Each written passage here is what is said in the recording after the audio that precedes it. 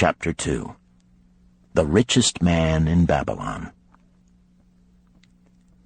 In old Babylon there once lived a certain very rich man named Arcad. Far and wide he was famed for his great wealth. Also was he famed for his liberality. He was generous in his charities. He was generous with his family. He was liberal in his own expenses. But nevertheless, each year his wealth increased more rapidly than he spent it. And there were certain friends of younger days who came to him and said, "You, Arcad, are more fortunate than we. You have become the richest man in all Babylon, while we struggle for existence. You can wear the finest garments, and you can enjoy the rarest foods, while we must be content if we can clothe our families in raiment that is presentable and feed them as best we can. Yet once we were equal. We studied under the same master. We played in the same games, and in neither the studies nor the games did you outshine us. And in the years since, you have been no more an honorable citizen than we. Nor have you worked harder or more faithfully insofar as we can judge. Why, then, should a fickle fate single you out to enjoy all the good things of life and ignore us who are equally deserving?"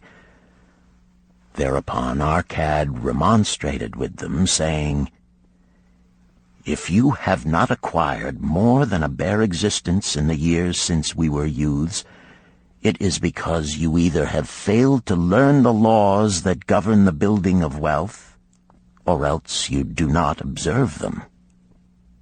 Fickle fate is a vicious goddess who brings no permanent good to anyone. On the contrary, she brings ruin to almost every man upon whom she showers unearned gold. She makes wanton spenders who soon dissipate all they receive and are left beset by overwhelming appetites and desires they have not the ability to gratify. Yet others whom she favors become misers and hoard their wealth, fearing to spend what they have, knowing they do not possess the ability to replace it. They further are beset by fear of robbers and doom themselves to lives of emptiness and secret misery. Others there probably are who can take unearned gold and add to it and continue to be happy and contented citizens. But so few are they, I know of them but by hearsay.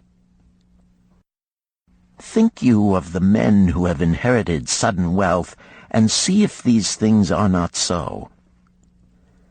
His friends admitted that of the men they knew who had inherited wealth, these words were true, and they besought him to explain to them how he had become possessed of so much prosperity.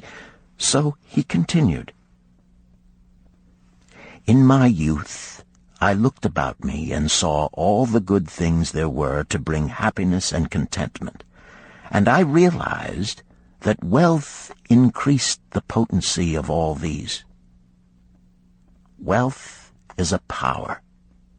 With wealth, many things are possible. One may ornament the home with the richest of furnishings.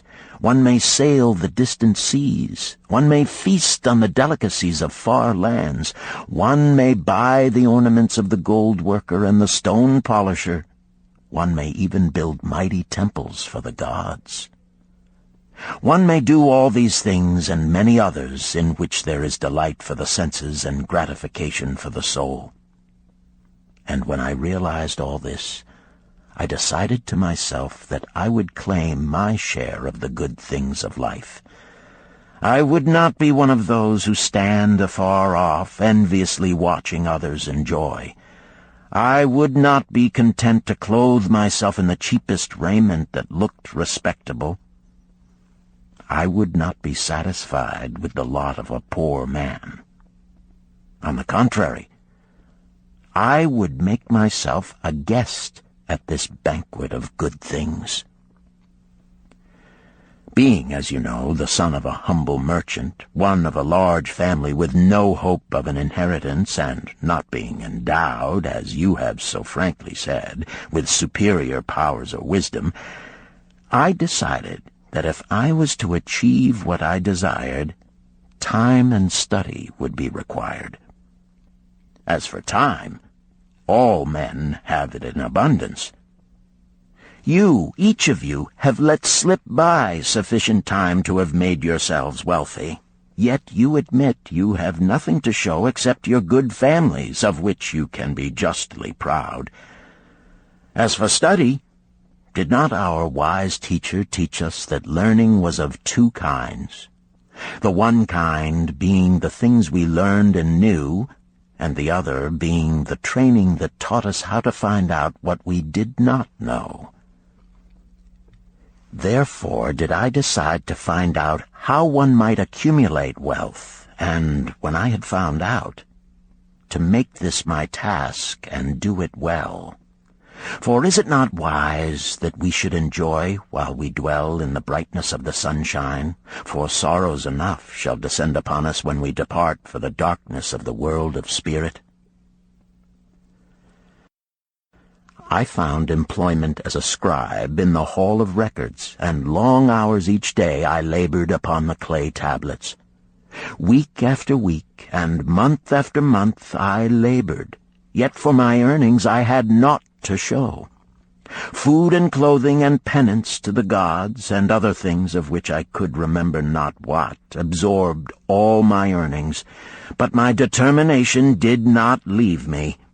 And one day Algamish, the moneylender, came to the house of the city master and ordered a copy of the 9th law, and he said to me, I must have this in 2 days, and if the task is done by that time, 2 coppers will I give to thee.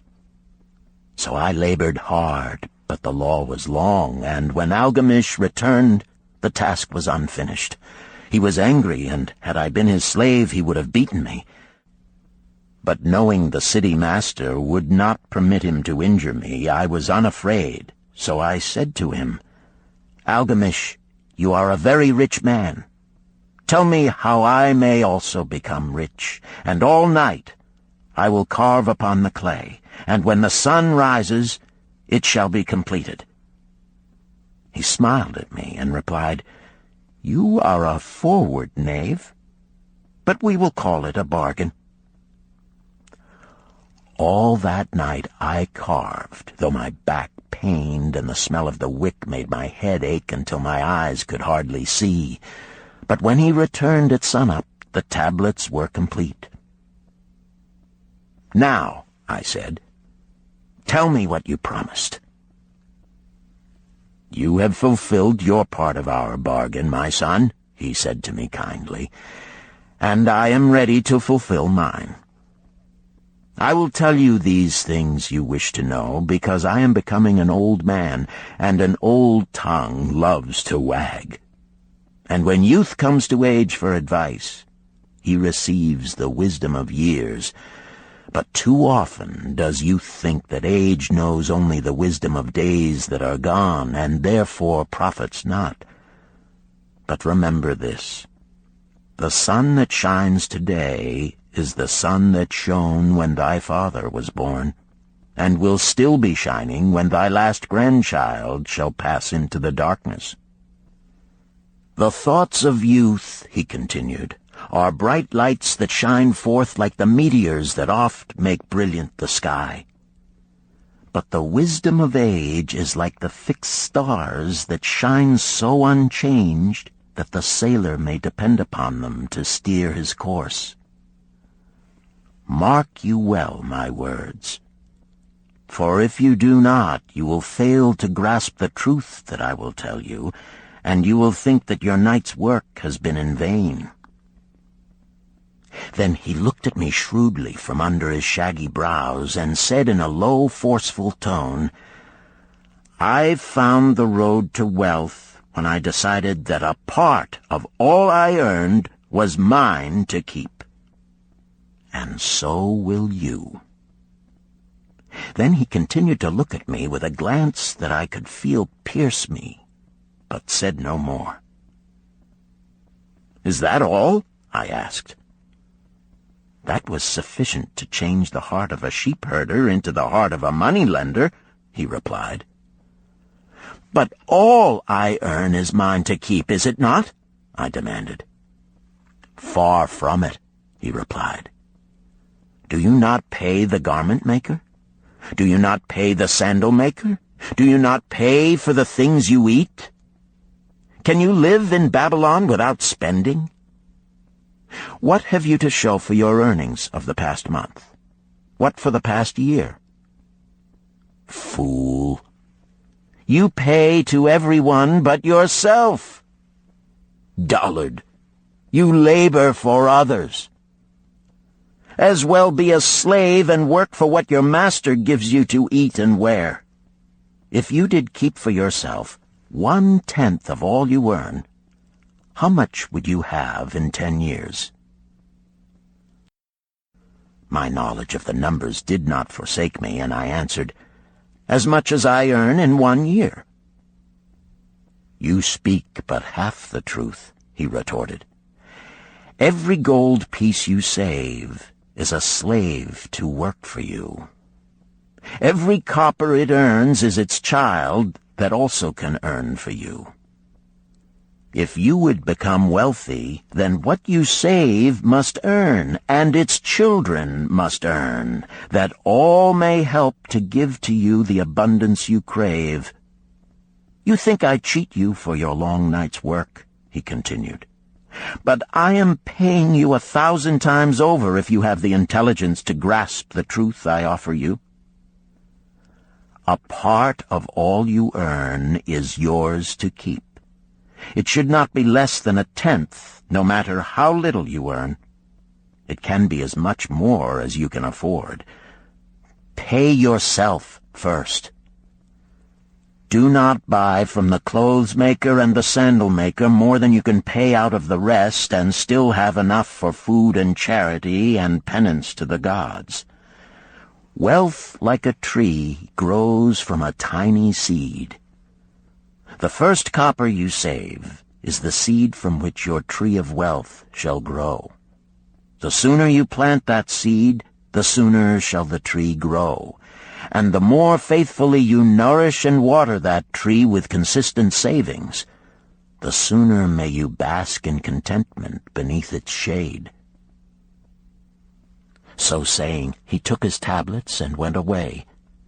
I thought much about what he had said to me, and it seemed reasonable, so I decided that I would try it. Each time I was paid, I took 1 from each 10 pieces of copper and hid it away. And strange as it may seem, I was no shorter of funds than before. I noticed little difference as I managed to get along without it. But often I was tempted, as my hoard began to grow, to spend it for some of the good things the merchants displayed, brought by camels and ships from the land of the Phoenicians. But I wisely refrained. A 12th month after Algamish had gone, he again returned and said to me, "Son, have you paid to yourself not less than 1/10 of all you have earned for the past year?" I answered proudly, "Yes, master, I have." "That is good," he answered, beaming upon me. "And what have you done with it?" "I have given it to Asmer, the brickmaker, who told me he was traveling over the far seas, and in Tyre he would buy from me the rare jewels of the Phoenicians. When he returns, we shall sell these at high prices and divide the earnings." "Every fool must learn," he growled. "But why trust the knowledge of a brickmaker about jewels? Would you go to the breadmaker to inquire about the stars? No, by my tunic, you would go to the astrologer if you had power to think. Your savings are gone, youth. You have jerked your wealth tree up by the roots. But plant another. Try again. And next time, if you would have advice about jewels, go to the jewel merchant. If you would know the truth about sheep, go to the herdsman. Advice is one thing that is freely given away. but watch that you take only what is worth having. He who takes advice about his savings from one who is inexperienced in such matters shall pay with his savings for proving the falsity of their opinions." Saying this, he went away. And it was as he said, for the Phoenicians are scoundrels and sold to Asmur worthless bits of glass that looked like gems. But as Algamish had bid me, I again saved each 10th copper, for I now had formed the habit, and it was no longer difficult. Again, 12 months later, Algamish came to the room of the scribes and addressed me. "What progress have you made since last I saw you?" "I have paid myself faithfully," I replied, "and my savings I have entrusted to Agar, the shield-maker, to buy bronze, and each 4th month he does pay me the rental." "That is good. And what do you do with the rental?" "I do have a great feast with honey and fine wine and spiced cake. Also I have bought me a scarlet tunic, and some day I shall buy me a young ass upon which to ride." To which Algamish laughed, "You do eat the children of your savings. Then how do you expect them to work for you? And how can they have children that will also work for you? First get thee an army of golden slaves, and then many a rich banquet may you enjoy without regret." So saying, he again went away. Nor did I again see him for 2 years, when he once more returned, and his face was full of deep lines, and his eyes drooped, for he was becoming a very old man. And he said to me, "Arcad, hast thou yet achieved the wealth thou dreamed of?" And I answered, "Not yet all that I desire, but some I have, and it earns more, and its earnings earn more." "And do you still take the advice of brick-makers?" "About brick-making they give me good advice," I retorted. "Arcad," he continued, "you have learned your lessons well. You first learned to live upon less than you could earn. Next, you learned to seek advice from those who were competent through their own experiences to give it. And lastly, you have learned to make gold work for you. You have taught yourself how to acquire money, how to keep it, and how to use it. Therefore, you are competent for a responsible position.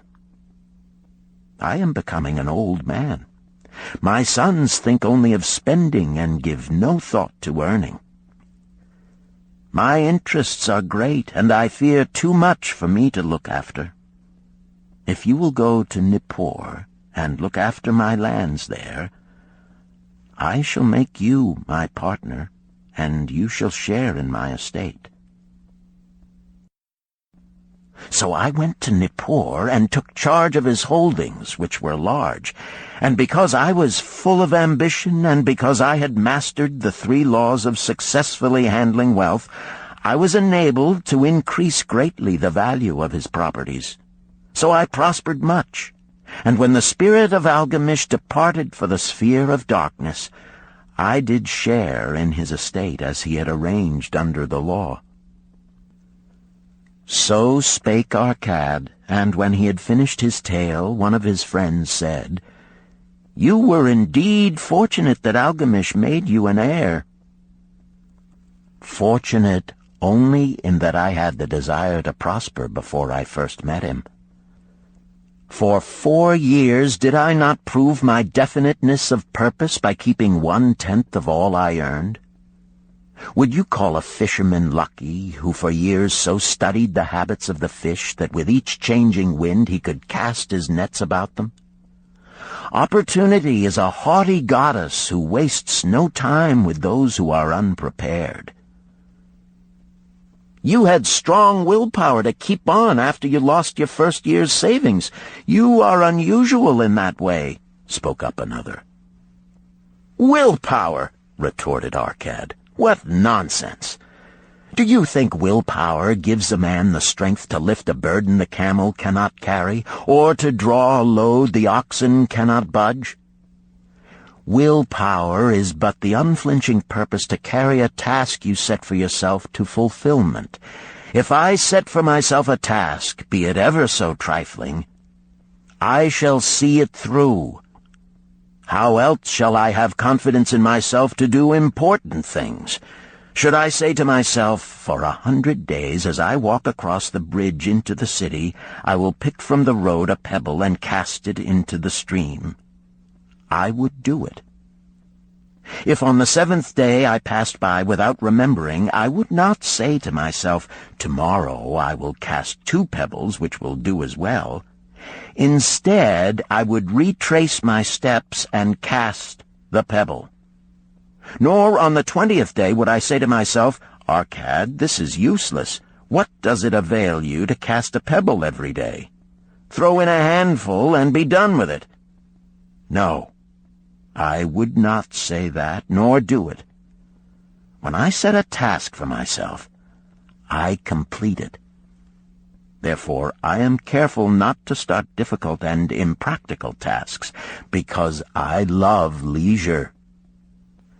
And then another friend spoke up and said, If what you tell is true, and it does seem, as you have said, reasonable, then being so simple, if all men did it, there would not be enough wealth to go around. Wealth grows wherever men exert energy, Arcad replied. If a rich man builds him a new palace, is the gold he pays out gone? No, the brickmaker has part of it, and the laborer has part of it, and the artist has part of it, and everyone who labors upon the house has part of it. Yet, when the palace is completed, is it not worth all it cost? And is the ground upon which it stands not worth more because it is there? And is the ground that adjoins it not worth more because it is there? Wealth grows in magic ways. No man can prophesy the limit of it. Have not the Phoenicians built great cities on barren coasts with the wealth that comes from their ships of commerce on the seas? What then do you advise us to do that we also may become rich? Asked still another of his friends. The years have passed, and we are no longer young men, and we have nothing put by.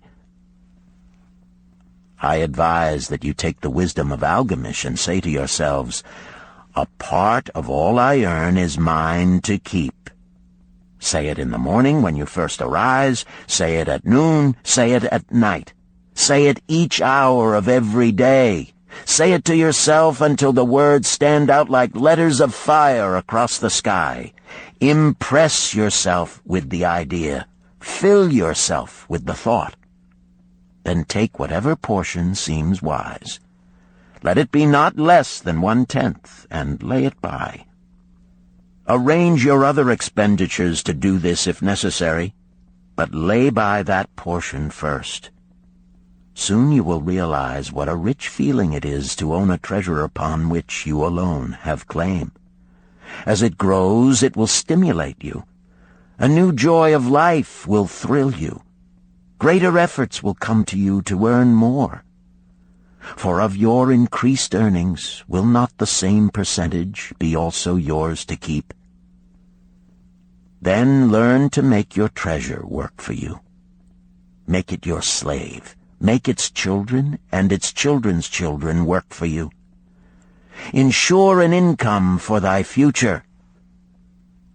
Look thou at the aged, and forget not that in the days to come thou also will be numbered among them. Therefore invest thy treasure with greatest caution that it be not lost. Usurious rates of return are deceitful sirens that sing but to lure the unwary upon the rocks of loss and remorse. Provide also that thy family may not want should the gods call thee to their realms. For such protection it is always possible to make provision with small payments at regular intervals. Therefore the provident man delays not in expectation of a large sum becoming available for such a wise purpose. Counsel with wise men. Seek the advice of men whose daily work is handling money. Let them save you from such an error as I myself made in entrusting my money to the judgment of Asmer, the brickmaker. A small return and a safe one is far more desirable than risk. Enjoy life while you are here. Do not overstrain or try to save too much. If 1/10 of all you earn is as much as you can comfortably keep, be content to keep this portion. Live otherwise according to your income, and let not yourself get niggardly and afraid to spend. Life is good, and life is rich with things worth while and things to enjoy. His friends thanked him and went away. Some were silent because they had no imagination and could not understand. Some were sarcastic because they thought that one so rich should divide with old friends not so fortunate. But some had in their eyes a new light. They realized that Algamish had come back each time to the room of the scribes because he was watching a man work his way out of darkness into light. When that man had found the light, a place awaited him. No one could fill that place until he had for himself worked out his own understanding, until he was ready for opportunity. These latter were the ones who, in the following years, frequently revisited Arcad, who received them gladly. He counseled with them and gave them freely of his wisdom, as men of broad experience are always glad to do, and he assisted them in so investing their savings that it would bring in a good interest with safety and would neither be lost nor entangled in investments that paid no dividends. The turning point in these men's lives came upon that day when they realized the truth that had come from Algamish to Arcad, and from Arcad to them. A part of all you earn is yours to keep.